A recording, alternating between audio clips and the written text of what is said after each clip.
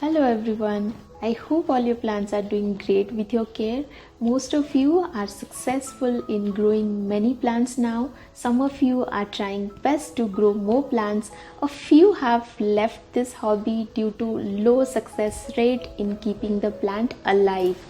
If you are new to indoor gardening, always start with the plants that need low care and maintenance. Once you get the experience and confidence, go ahead and have the exotic ones. Today we will see the 6 easiest growing indoor plants that can be grown in any condition. Hardly any pest attacks on them. Their fertilizer requirement are less. It's absolutely fine for them. If you forget to water them for days, they will remain green and fresh, beautiful. So without any further ado, let's get into the topic.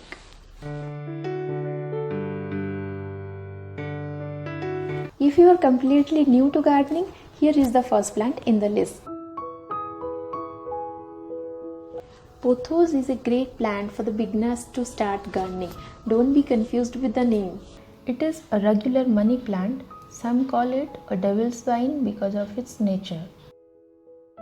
It is impossible to kill this plant. It will remain green and beautiful even if you keep it in a dark space and ignore it.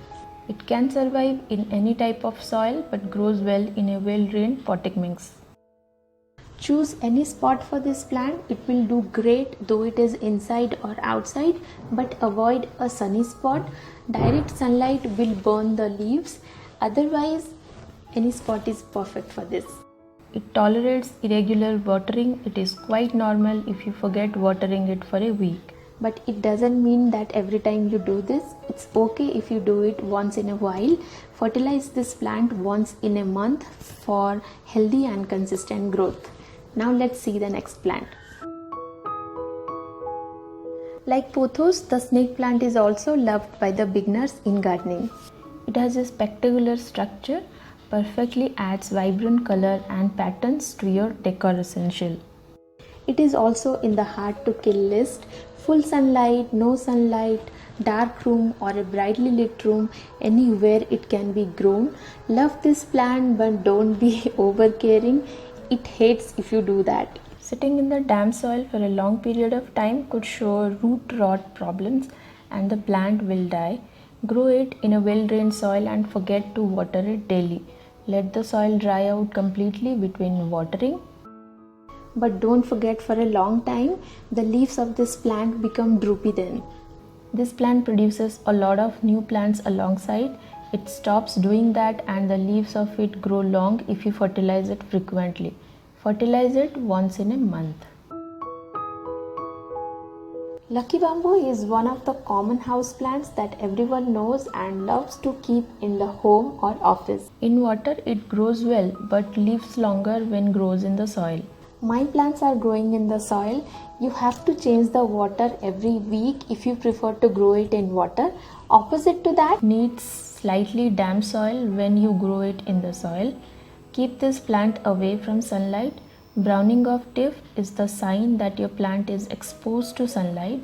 A brightly lit place is a perfect spot for it to grow nicely. Fertilize your lucky bamboo once in a month with liquid fertilizer if it is growing in water, while in the soil add dry compost every month for good growth. Do you have a bad experience in growing plants indoor for years?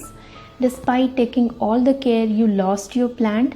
The reasons could be many that are not even made by you, like transplant shock and environmental changes are factors as well. Anyway, I think you have not yet tried growing this plant indoor.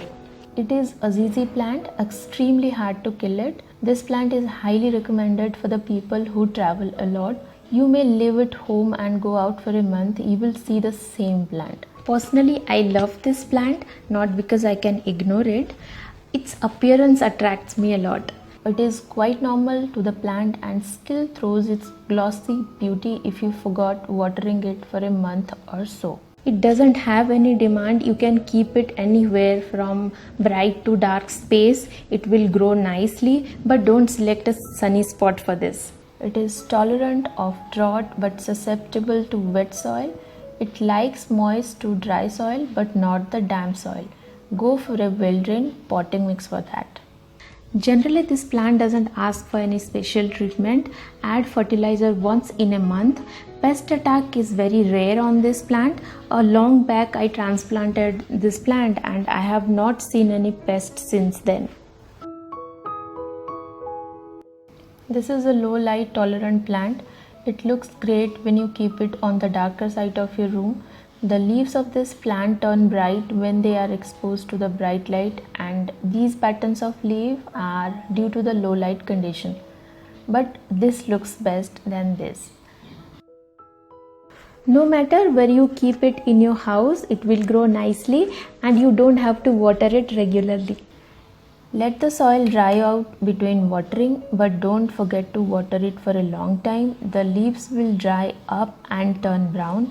You can add fertilizer once in a month. All the discussed plants are NASA approved plants. Do not throw or emit poisonous gas, rather they kill or absorb harmful chemicals from the air and release oxygen. All the electronic gadgets that we use like mobile, computers, laptops, routers, Micro oven or refrigerator, that anything you have inside your home emits harmful chemicals that are not good for our health. so keeping a plant next to the electronic device inside your home is highly beneficial for your health.